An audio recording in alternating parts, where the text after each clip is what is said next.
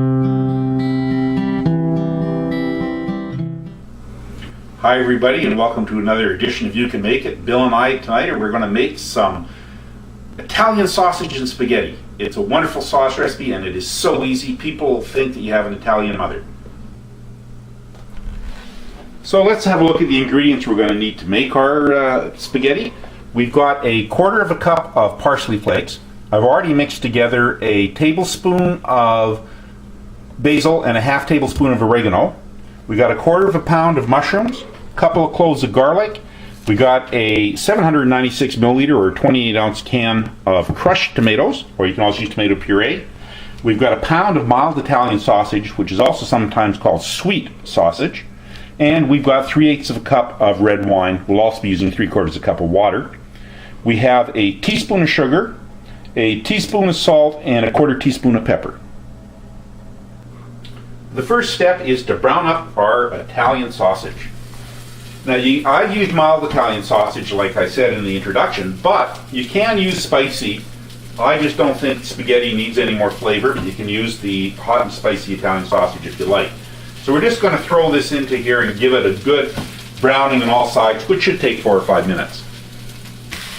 Okay, the whole idea of what we're doing is to brown the sausage, not necessarily cook it. So you want to get a brown mark like that on all sides of the sausage. Like I say, it'll be being simmered, so don't worry about cooking it, so to speak. It's just important to get it brown.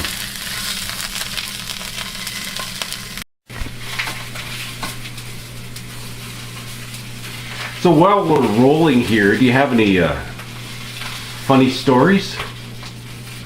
Well, any funny stories? Well, when it comes to making spaghetti, the really dangerous thing is not to make too much. The first time I made pasta, I thought that a serving was like a pound box of spaghetti. And I made for my family, if my mother and my sister and my dad was out of town, I made a pound of spaghetti pasta, and we were eating spaghetti for a long time. But that's not that funny. You know? That's not that funny. I'm going to do that to you sometime. Say something funny. Well, as I'm sipping my copious quantities of red wine that are a consistent feature of the You Can Make It series, the sausages, as you can see, are starting to get some nice brown marks on them. They're just about done. The idea is to get them all with some nice brown spots all over them like that. The sausages are nicely brown now. You'll note they're not cooked. They still got pink spots on them, but they will cook when they're heated up in the sauce.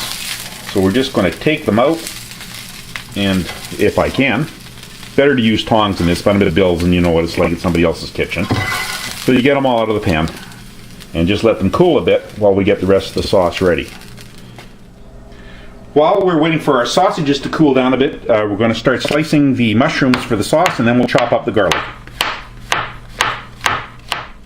We finished slicing the mushrooms, so it's time to do the garlic. And the easiest way to do it is just crack it like that, take the skin off, and chop up the 2 cloves of garlic.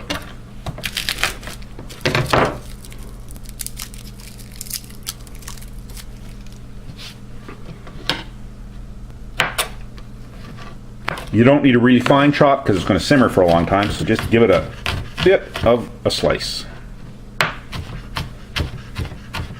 Okay, so now we've got to cut our sausages up, and the size you cut them up is your taste. I like fairly large chunks. It just gives you something to chew on in your sauce, so I'm just going to cut this up into 4 or 5 pieces per sausage. And you'll see they're not cooked in the center. Don't worry about that. That's the way it's supposed to be. And we're just finishing up slicing our sausage, and we'll tell it's going to be great because look at the spices in that juice. Okay, in a cold frying pan or saucepan, we're going to start putting the sauce together. This is called tomato gravy. It's just going to be some tomatoes and the 3/8 of a cup of red wine, the garlic and mushrooms, the tablespoon of the oregano and the basil, a 1/4 of a cup of dried parsley, the sausage, And last but not least, 3/4 cup of water. And once you've got that in there, you're just going to stir it up, get it well mixed.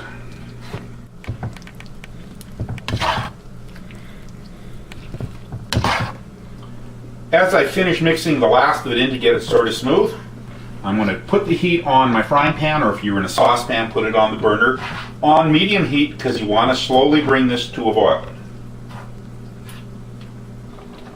As you'll see, the sauce is just starting to come to a boil, and you should have been stirring it a little bit while I was doing this, so you make sure it keeps up. Now once it started to come to a boil, you want to turn your heat down, either on the burner or in this case on your electric fry pan, just to simmer. And you're going to let it simmer for 45 minutes, checking it once in a while to make sure it doesn't get too thick. It's about 10 minutes later, and Bill's pointed out to me I didn't tell you to put the salt, pepper, and sugar in, but we have done so. And now that we're 10 minutes in, you just want to give it a stir and make sure the sauce isn't getting too thick. Keep it simmering, and it's got another 35 minutes to go. So 30 minutes have gone by. We're just giving this another stir, and it's still just doing fine. It's not too thick or anything. So realizing it takes about 5 minutes for water to get up to a boil, and it takes about 10 minutes or more to cook the pasta, I'm going to turn a pot of water with a bit of salt in it on to get it to start boiling. Okay, so the water has come to what they call a full rolling boil. And normally you put in about 3 ounces of spaghetti per person. But Bill likes to have spaghetti left over, and he's a pig. So we're going to use about 12 ounces of spaghetti. And you just drop that in your boiling water and let it boil down and fall into the pot. Now that the spaghetti's pretty well all into the water, you want to put the lid on it and bring it back to a rolling boil again. And when it's at a rolling boil again with lots of steam coming out, you're going to give it 10 minutes for the spaghetti before we test it for the first time.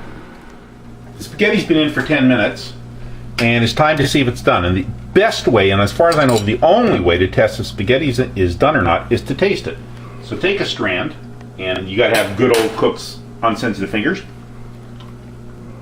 It's just a little bit more, say another minute and a half. We've let a minute and a half go by, and we'll try it again.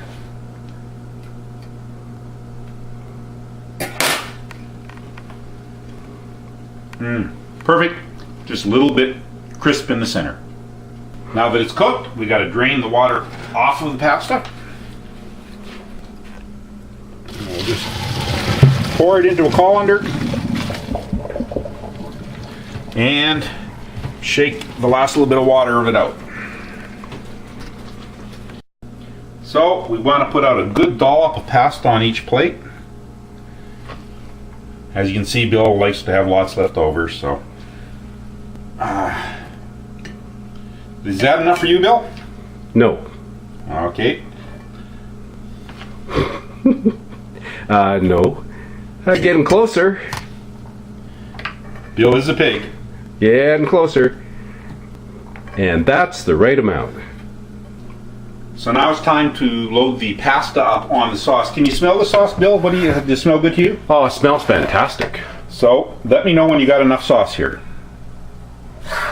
More.